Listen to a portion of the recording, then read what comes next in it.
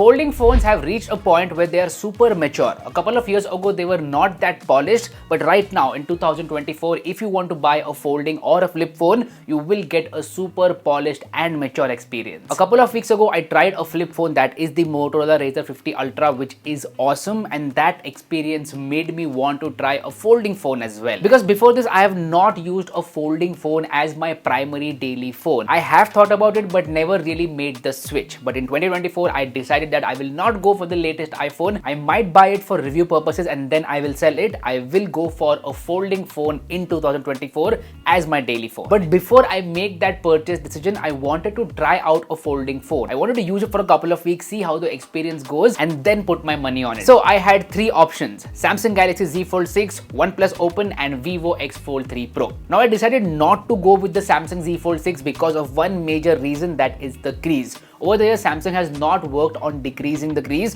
whereas the other two, that is OnePlus Open and the Vivo X Fold 3 Pro, have worked really well in terms of decreasing the crease, to the point where the crease is almost invisible and not that bothering. But that is not the case with the Z Fold 6. The crease on that smartphone is definitely bothering. Then naturally, I tried to source both the remaining options, that is the OnePlus Open and Vivo X Fold 3 Pro. Luckily, I got the first fold, that is this one, the Vivo X Fold 3 Pro. I do want to try out the OnePlus Open as well because the form factor over there is super interesting. It is wider and not taller like a passport. I do want to use that form factor.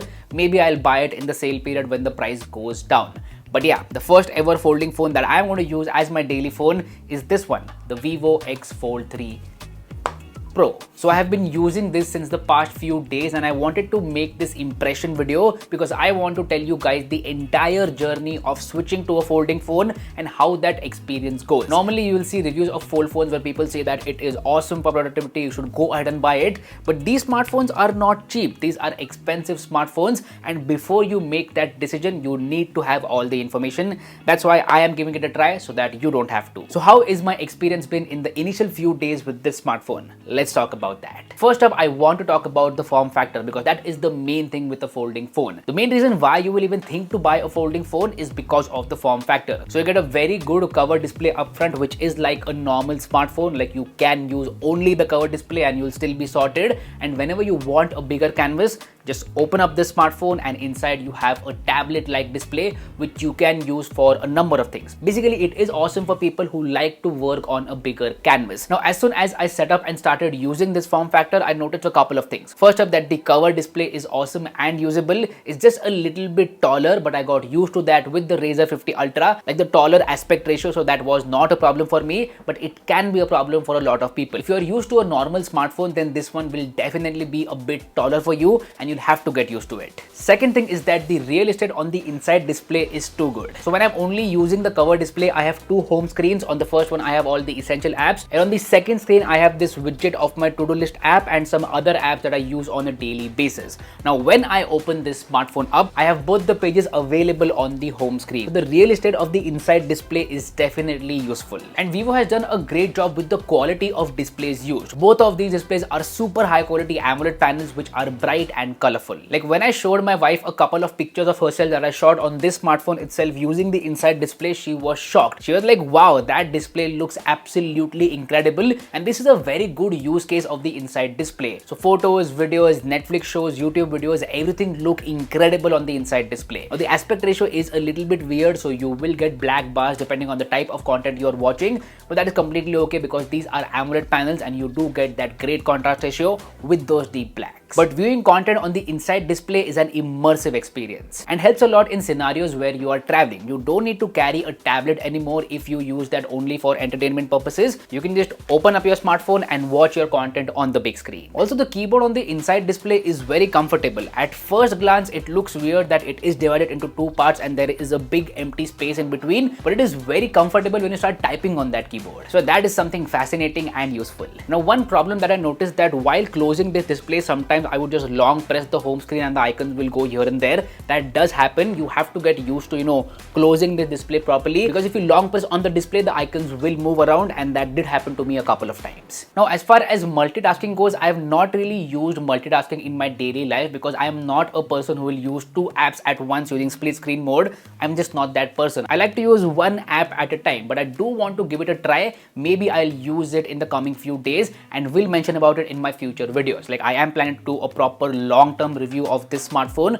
So if you want to watch that, make sure you hit that subscribe button. And you do get all the software features for multitasking in this smartphone. Basically, if you want to use multiple apps at the same time on the inside display, you can do that. Now, speaking of the software, there is one thing that I found very annoying, and that is bloatware. There were a couple of pre-installed games on this smartphone which I honestly do not like, because this is a super expensive smartphone. Vivo should give a clean experience on this smartphone. There is no excuse whatsoever. I feel that should be removed. But apart from that, the software experience has been great. It is based on Android 14 July security patch, and you do get a lot of useful features with FunTouch OS. So FunTouch OS is Vivo skin over Android, and you do get a lot of useful features with it. Customization features, AI features like summarized text, object eraser, everything is available. And it does handle the folding form factor really well. Like, the software is tuned for the folding form factor. It's not like they taken the normal software and expanded it. They have worked on it for the folding form factor. Now, I want to talk about one of the most interesting points about this smartphone, and that is the cameras. People out there have been saying that in the world of folding smartphones, this one has the best camera, and I did notice that. So there are 3 cameras on the rear side, main, ultra wide, and a telephoto. All of them click incredible images. And Vivo's partnership with Zeiss is one of the best out there. It's not a marketing partnership. It is a collaboration that is working and giving us awesome images out of this camera. The portrait mode is amazing, edge detection and background blur. The night shots are incredible, and the overall image output is very pleasing to the eye. I don't know what Vivo is doing right, but please keep doing it.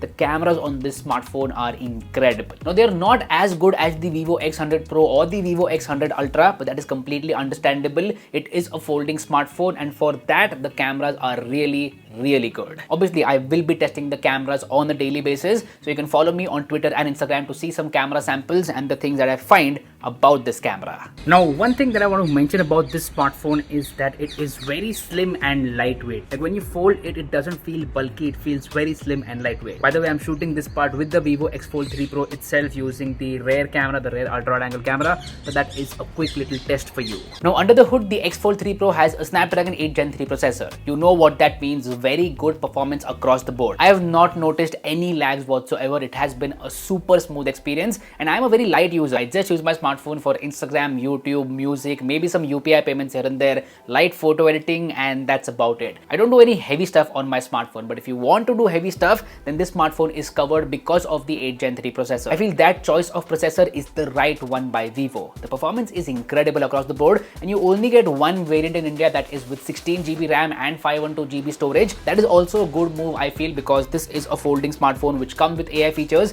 and they have given 16 GB of RAM. Basically, it is future proof. I also really like the physical mute slider over here. You can use this slider to turn your smartphone into silent mode or normal ring mode, and that is incredibly useful. Like, you don't have to toggle a quick setting. There is a physical button, and that is always useful. What about battery life? Well, battery life in my initial testing period has been great with this smartphone. It actually has 2 batteries, one on each side of the smartphone, and combined it is almost a 5500 mAh battery, which is enough for a full day of use with some juice left towards the end of the day as well. And the cherry on the cake over here is 120 watt fast charging with the charger inside the box. Other brands out there, take a note. This is how you should do it. Please provide chargers in the box. This trend of removing chargers is just plain stupid. And 120 watt charging is super fast. Let me check my notes. So I actually, wrote the notes of this video on this smartphone itself. So yeah, this, these are, I don't think, yeah, these are my notes.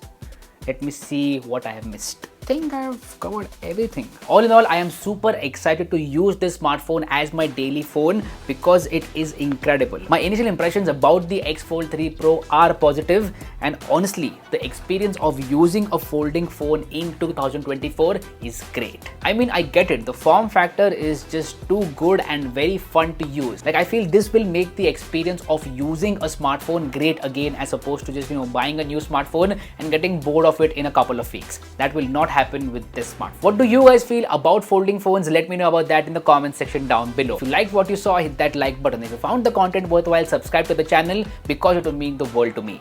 My name is Harsh Punjabi, and I'll see you guys in the next one. Bye bye.